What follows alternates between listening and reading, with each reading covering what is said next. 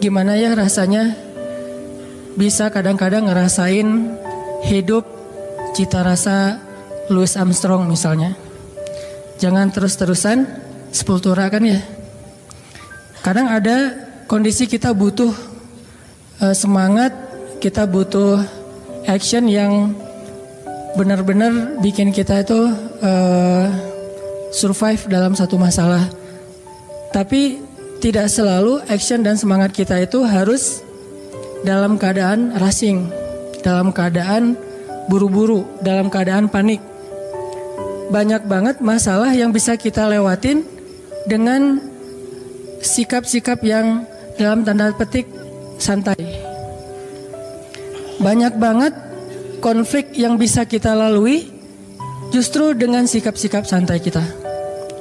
Kalau semua konflik kita lalui dengan sikap-sikap panik, dengan sikap-sikap berlebihan, maka kayaknya ada kalanya konflik yang kita dapetin itu efeknya lebih besar dan bertambah rumit dengan sikap kita sendiri.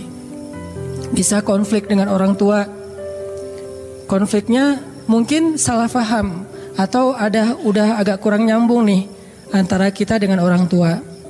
Orang tua punya angle kita juga punya pola pikir kita sendiri. Gak nyambung, gak usah masalah yang rumit, masalah milih jurusan aja kadang-kadang gak nyambung nih antara kita sama orang tua. Apalagi milih jodoh. Itu kan pasti paling berat kan ya. Susah banget ngelawan dua hal yang sama-sama sakral. Satu perasaan cinta, kan sakral banget tuh. Kedua lagi perasaan orang tua. Ini konflik yang luar biasa nih. Gimana ngehadapin yang kayak gini-gini tapi dengan sikap yang tidak menambah masalah. Kalaupun tidak mengurangi, minimal tidak menambah masalah. Gimana kita tetap bisa santai, walas dalam kondisi-kondisi yang sulit kayak konflik tadi. Atau juga mungkin bagi yang udah nikah, walaupun di sini sedikit kayaknya, konflik sama pasangan. Memangnya selalu konflik itu bisa kita lalui ketika saling bersih tegang? Memangnya konflik itu selalu bisa kita lalui dengan berdebat? Walaupun ada kalanya debat itu bisa memperbaiki keadaan, memperjelas situasi, atau minimal klarifikasi terhadap hal-hal yang mungkin tidak diketahui. Tapi lebih banyaknya justru masalah-masalah pribadi dilalui itu bukan dengan berdebat, justru dengan diam. Bukan dengan berdebat, justru dengan mendoakan di dalam doa masing-masing. Bukan dengan debat, justru dengan muhasabah diri, dengan menenangkan diri. Sehingga Nabi kan mengajarkan kalau kita marah, berdiri suruh duduk. Bukan berdiri suruh lari kan ya, berdiri suruh duduk. Atau dalam keadaan marah disuruh berwudu. Ini tips-tips teknis yang nilainya sebetulnya sama aja.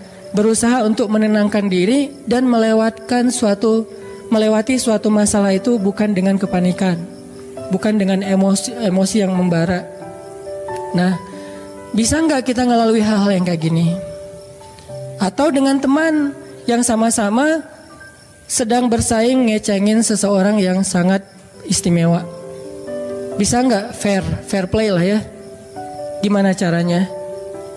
Apalagi beda sekolah. Bisa nggak dengan sikap woles kita menghindari tawuran?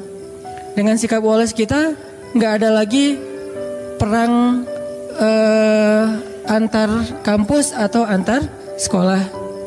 Ini semuanya diajarkan oleh Al-Quran, walaupun dengan contoh kasus yang berbeda-beda. Bahkan yang diangkat oleh Al-Quran, kasusnya lebih berat loh dari konflik atau masalah yang kita hadapi. Termasuk yang dicontohkan Nabi di dalam keluarga beliau. Saya sering banget ngisahin kisah keluarga Nabi di mana sikap woles Nabi itu justru nyelesain masalah sama istrinya. Kadang kita berpikir ketika ada konflik antara kita dengan seseorang, sikap tegas kita, sikap keras kita, sikap belak-belakan kita itu bisa mengklirkan masalah. Tapi seringkali ternyata justru memperunyam masalah. Gimana harusnya? Masa saya diam aja? Kadang diam itulah penyelesaiannya. Kadang ya, gak selalu. Tapi kita kadang malas menggunakan kartu ini nih. Kartu diam, kartu muhasabah diri, dan kartu doa. Begitu ada masalah sama seseorang, kita diam, kita wudhu, terus kita sholat, habis sholat kita doain dia. Sebutin namanya. Nanti coba rasain bedanya suasana hati kita tentang dia sebelum dan sesudah doa, before dan after. Mungkin selama ini karena kenapa kita agak susah untuk recovery, susah untuk bisa nyaman lagi dengan orang yang punya konflik sama kita. Mungkin kita gak pernah nyebutin nama dia di dalam doa kita. Hanya doa untuk diri sendiri doang nih. Ya Allah sabarkan saya, sabarkan saya. Coba ditambah, ya Allah sabarkan saya. Ya Allah sayangi saudara saya Fulan bin Fulan. Mungkin dia gak sengaja, maafin dia. Kalau dia benar, maafin saya. Sebutin namanya. Lalu coba rasain bedanya perasaan kita tentang dia before dan after kita berdoa dengan nama itu. Kadang kartu ini bisa benar-benar menyelesaikan masalah kita secara amazing, secara ajaib. Yang kita gak pernah mikir gitu bisa selesai. Dan Nabi mencontohkan buat kita gimana Wallace itu benar-benar bisa menyelesaikan masalah. Terutama masalah-masalah yang hubungannya dengan pribadi. Beda lagi nanti kalau masalah negara, masalah agama kan setiap urusan itu ada sikapnya. Tapi kalau dalam masalah pribadi saya kira sikap Wallace ini paling dominan yang harus kita sering gunain. Contoh yang saya pernah cerita Wallace-nya Nabi kepada istri-istri beliau. Salah satunya kepada Aisyah. Pas Aisyah cemburu. Ketika Aisyah lagi cemburu, marah-marah, terus minta diantarkan ke rumah Abu Bakar kan? Nabi cuma bilang ya udah saya antarin ya, malah mau dianterin. Aisyah juga mau bilang enggak, bingung gitu. Karena keluar rumah sendiri mungkin malam-malam agak susah, mending dianterin sama suami. Ya udah deh, dalam keadaan marah Aisyah pun berkomunikasi sama Nabi. Ya udah saya anterin ya. Ya udah nggak apa-apa, tapi marah gitu. Dianterin. Naik ke atas kuda, Nabi memberikan lututnya sebagai pijakan bagi Aisyah dalam keadaan marah.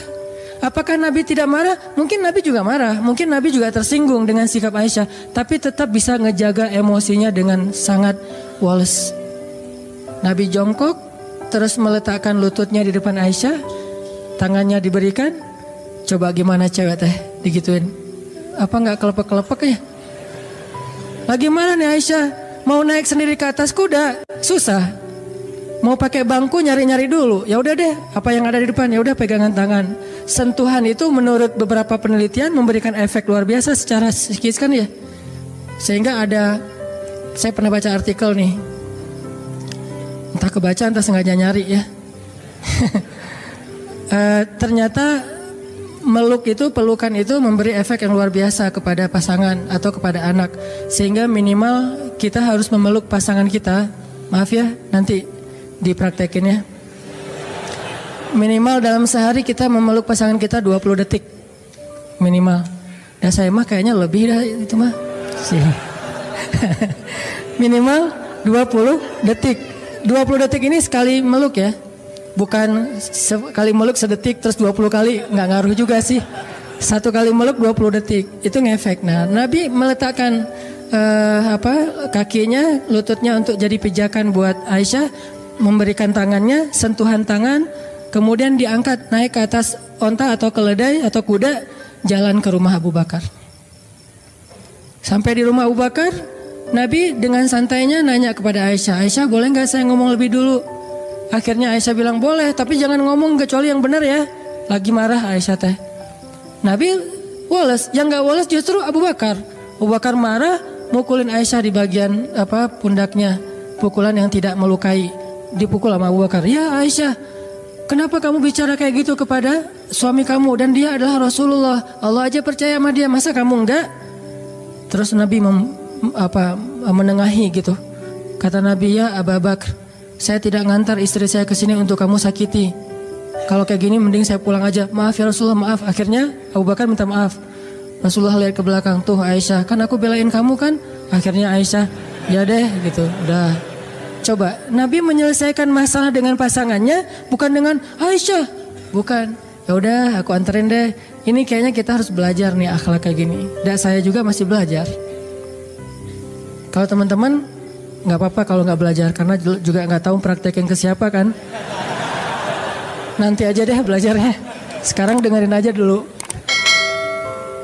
Susah nih hilang dari tema ini. Tuh Wallace menyelesaikan masalah. Gimana caranya hidup dengan cita rasa Louis Armstrong tadi misalnya dalam tanda petik gitu. Walaupun kadang butuh cita rasa sepultura gitu. Ketika kita lagi dalam keadaan semangat pengen sukses apa segala macam, butuh rushing kayak gitu. Tapi ini dalam kondisi yang sulit, dalam kondisi yang tertekan, dalam kondisi konflik, kadang memang Louis Armstrong itu menjadi cara buat kita menyelesaikan masalah. Ibarat orang lagi sakit kepala, kadang bukan minum obat yang pahit obatnya, tapi tidur. Dia tidur selesai. Ketika orang lapar, kadang-kadang bukan makan nasi, tetapi ketemu teman bisa hilang laparnya. Teman TTM. Nah, ini semuanya masuk dalam materi tentang gimana punya sifat yang wikor. Wikor itu atau sakinatun wakor. Gimana itu? Contohnya dalam sholat. Nabi mengajarkan kita tentang Wallace justru dengan praktek sholat. Gimana Wallace dalam sholat? Salah satunya adalah ajaran Nabi, kalau kita datang ke masjid dan kita mendengar di masjid orang udah mulai sholat, imam udah takbir, maka jalanlah dalam keadaan sakinatun wakor, dalam keadaan tenang dan gak usah terburu-buru. Di situ diajarkan. Padahal kita mau menghadap Allah, padahal kita akan kehilangan banyak keistimewaan takbiratul ihram bareng dengan imam, shaf pertama, banyak kebaikan yang kita akan kehilangan. Tapi tetap aja ada toleransi dari Allah melalui Rasulullah. Udah aja santai dah, gak usah terlalu diburu-buru. Daripada kita lari terus ngos-ngosan takbir, baca doanya juga gak khusyuk. Ternyata justru kualitas didapatkan dengan sakinatun wakar, dengan dalam keadaan sakinah, santai, tenang. Udah datang ke masjid santai, tenang. Sehingga ketika ada seorang sahabat keliru dalam bab ini, gak salah tapi keliru, Nabi menasihati dia kan. Dia masuk ke gerbang masjid, ke pintu masjid, dia ngelihat Nabi dan sahabat sudah ruku. Akhirnya dia takbir di pintu masjid, dia ruku di pintu masjid, dia jalan sambil ruku ke arah shaf. Kan ada yang kayak gitu, Bakroh bin siapa gitu. Selesai sholat dia curhat, Rasul saya tadi sholatnya lucu loh, model baru gitu. Saya nyebutnya tutorial sholat ala Bakroh. Gimana tutorial sholat ala kamu? Saya sholatnya tadi rukunya di pintu masjid, terus sambil ruku sambil jalan, karena takut ketinggalan rakaat pertama. Ini juga dalil bagi sebagian ulama bahwa ruku itu masuk dalam rakaat pertama. Tapi sebagian yang lain berpendapat berbeda. Masing-masing punya mazhab lah. Kita respect dengan semua mazhab. Nah, Nabi ngasih tahu, ya udah besok-besok jangan gitu lagi ya.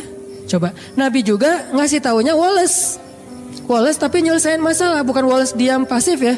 Wallace tapi nyelesain masalah, nggak marah-marah. Apaan kamu nih sholat kok dibuat-buat, kan saya nggak pernah ngajarin dasar bid'ah. Nggak pernah Nabi ngomong kayak gitu. Santai aja ngomongnya tuh. Nggak usah tarik deh gitu ya. Biasa aja, nggak usah nyolot kalau bahasa anak ini mah. Ternyata Nabi juga nggak nyolot dalam masalah-masalah sepele kayak gini. Nabi cuma bilang, ya udah besok-besok jangan diulang ya. Kalimat inilah yang membuat para sahabat para ulama beda pendapat. Ada yang bilang, oh berarti itu nggak boleh. Jadi harus ditambah 1 rakaat, nggak boleh kayak gitu. Ada yang bilang, oh itu boleh, cuman makruh. Buktinya Nabi mengatakan, ya udah besok-besok jangan diulang. Seandainya nggak sah, pasti Nabi suruh ulang. Jadi beda pendapat di antara ulama. Yang jelas teksnya mah kurang lebih Nabi itu Wallace banget menyelesaikan masalah. Ada sahabat yang lebih ekstrim lagi nih, Wallace-nya Nabi dalam dakwah kepada laki-laki Badui yang buang air kecil di masjid. Itu kan simbol Wallace Nabi paling keren tuh. Walaupun saya ngebahas hadis ini, jangan berpikir saya mampu kayak gitu. Kayaknya nggak mampu. Bayangin masjid. Bukan masjid yang dibangun orang terus kita datang, enggak. Masjid yang kita bangun dari nol, jerih payah kita banget nih. Kita datang dari Mekah ke Madinah, di Madinah tuh belum ada apa-apa. Kita bangun masjid itu dari nol banget. Kita bangun gotong royong, udah jadi masjidnya, tikar-tikarnya udah digelarin, duduk dengan para sahabat, udah capek lelah istirahat. Tiba-tiba datang seorang laki-laki yang entah dari mana, gak jelas, gak dikenal. Main buang air kecil aja tuh di pojok masjid. Dia kira ini toilet umum. Main buang aja di situ. Sahabat ngeliat itu sekelas Umar udah ngeluarin pedang tuh. Umar udah sap langsung. Hampir digini-giniin sama Umar. Wah, ini nggak tahu nih. Umar udah ngeluarin pedang. Sahabat-sahabat lainnya udah merah mukanya, udah mau digebukin aja udah merah-merah. Nabi yang paling mencintai masjid di antara semua umat Islam. Jadi jangan bilang misalnya, Nabi bisa kayak gitu berarti biasa-biasa aja perasaannya dengan masjid. Enggak, Nabi itu paling cinta rumah Allah. Buktinya beliau paling lama kalau itikaf.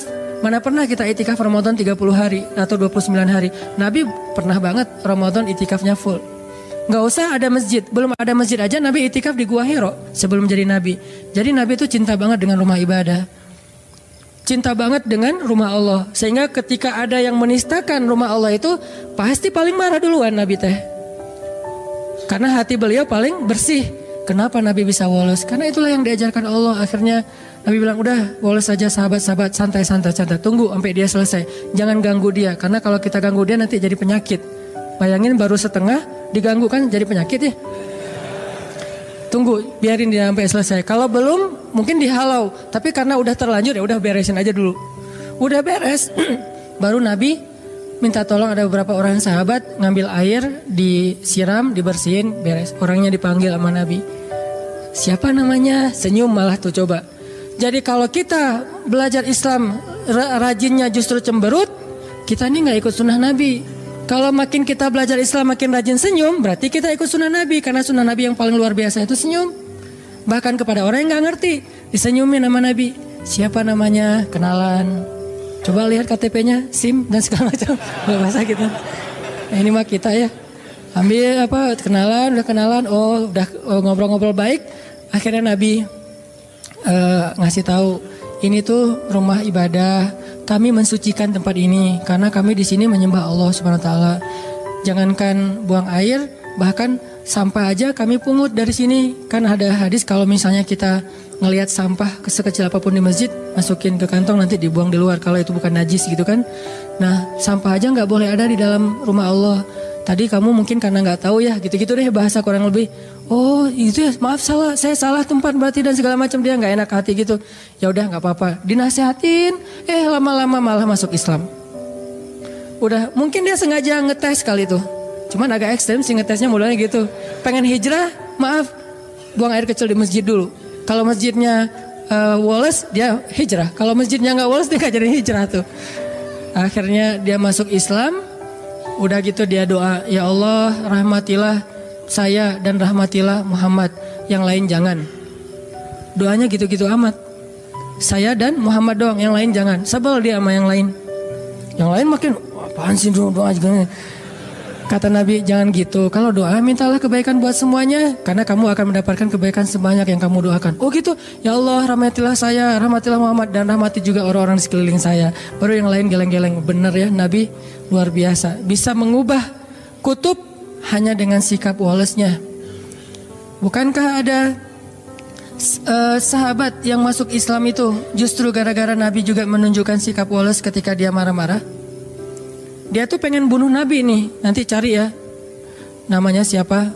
Dia pengen bunuh Nabi, ketangkap sama para sahabat, diikat di masjid, di tiang masjid.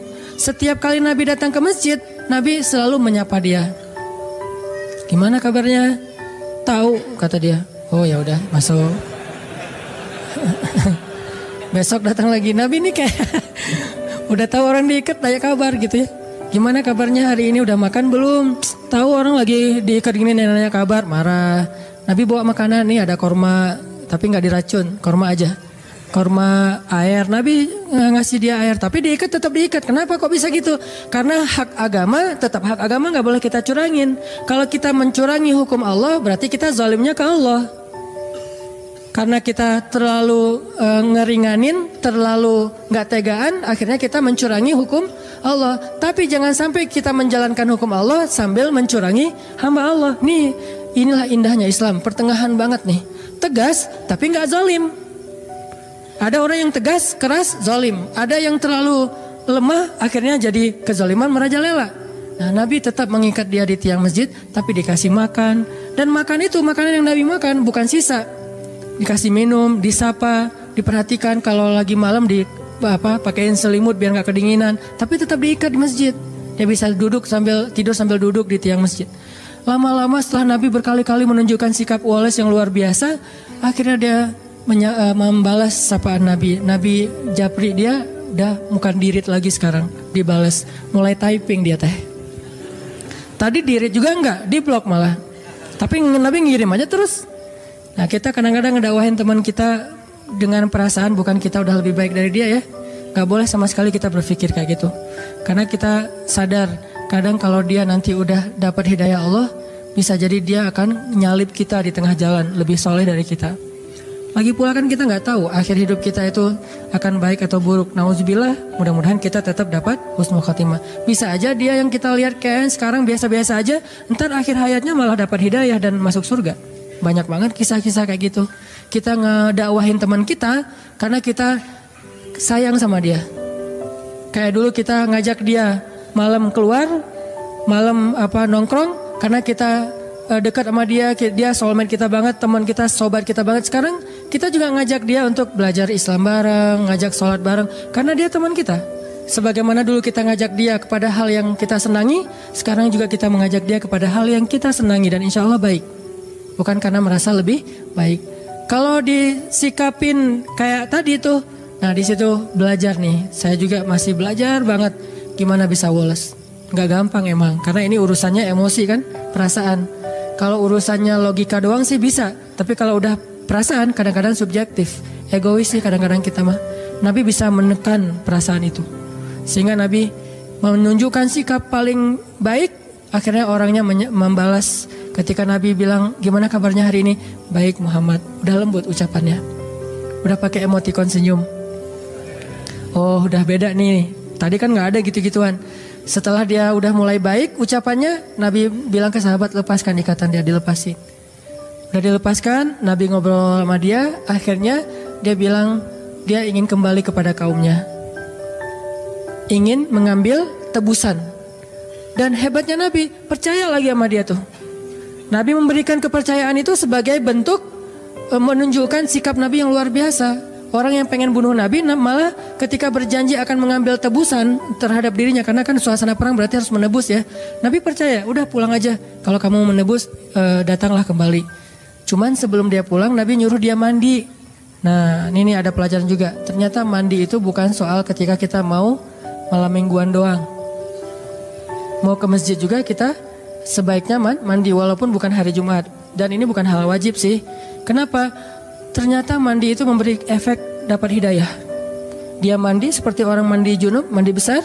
Setelah selesai mandi, tiba-tiba dia dapat hidayah. Baru dia syahadah, dia masuk Islam, dia pulang ke kaumnya, dia dakwahin kaumnya. Lewat mandi Allah memberikan. Kenapa dia bisa dapat hidayah setelah mandi sempurna hidayahnya? Kalau sebelum mandi, dia dapat respect dulu kepada Islam, interest dulu kepada Islam. Tapi puncaknya setelah mandi. Kenapa? Allah suka kepada orang yang bersih. Akhirnya dia dapat hidayah dan seterusnya. Ini sikap-sikap Nabi yang luar biasa Wallace terhadap orang lain.